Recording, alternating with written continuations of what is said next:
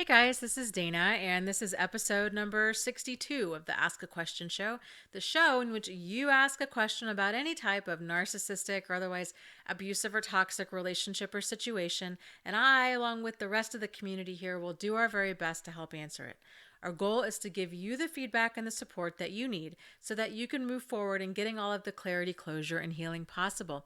And today's question comes from Anonymous, and Anonymous asks, Dear Dana, what about when you're the victim but have done all of the hoovering techniques that you've described because you're just so desperate for contact and closure after a sudden discard?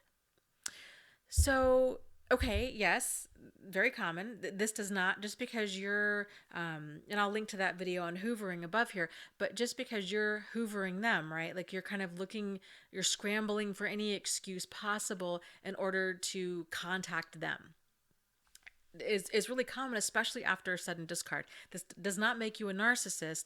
This makes you a person who is in shock, who didn't realize that they were getting discarded. Now you're in a scramble to kind of regain your power and control over yourself and over the situation and trying to regain the relationship that you thought you had and get that back.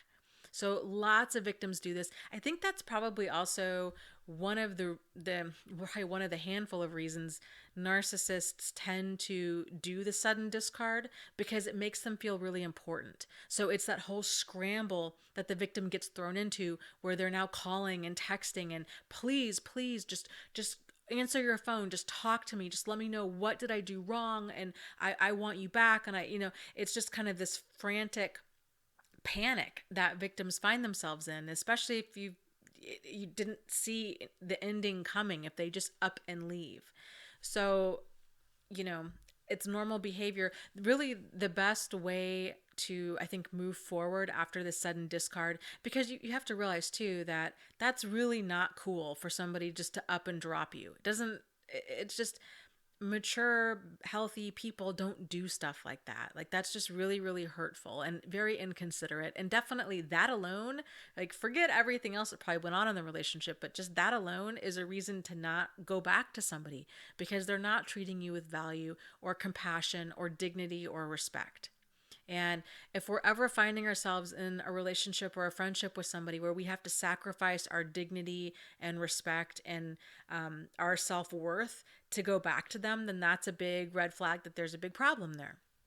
Okay, so, you know, um, what you can do, I think, in order to help you move on and to kind of pick up the pieces, I'm going to link to a video on we call it empty buckets, but it's actually called Want to Know Why You're with a Narcissist. And it's kind of how to like refocus that energy and focus it on you, focusing it on giving yourself that love, that attention, that affection, that feeling of significance, that feeling of safety, everything that this relationship was giving to you, learning to give that to yourself. I know that might sound really kind of corny, but that is like the magic solution. It really, really is. Because so many of us, if we're trying to cling to somebody that's so toxic, it's because we're starved out in some way emotionally in our life. And it's sort of like going grocery shopping. Like, you don't want to go grocery shopping on an empty stomach, because you're not going to make good decisions. Same thing. If you're starved out emotionally and you're trying to get involved in like emotional relationships with somebody else, you're not going to make good decisions. And you're not even going to realize that you're not making good decisions, because you're so starved out, you're not thinking clearly. So, if you can learn to really nourish yourself with friendships, with hobbies, with really building this amazing life for yourself, the more you do that, the more you pour your energy into that, the less you will miss this other person, and the faster you will be able to build this great life for yourself and start the healing process. So I hope that helps. I'll be really curious to see what everybody else has to say. And as always, lots of love to you guys. You are not alone. You are not crazy, and you really can move forward and heal from this. So take care and have a great night. Bye.